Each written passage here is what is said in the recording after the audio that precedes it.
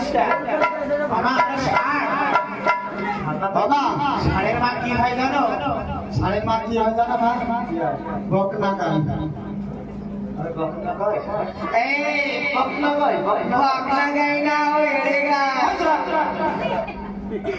বাবা ভাত দাও, ভাত খেয়ে মাছ মারতে যাই না।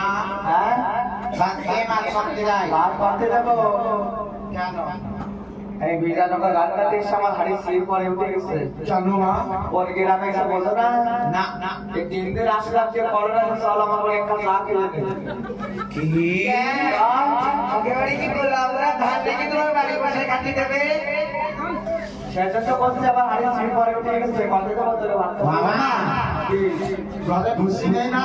না ওই ভুসি থাকলে একটা গোলা রুটি বানাই দাও। কিছু রে ভুসিও নেই না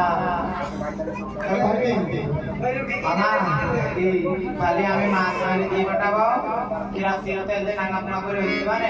কিরাসির তেল ভরে দিতে দিতে দিতে পারে। বাবা মা করছি কি আমার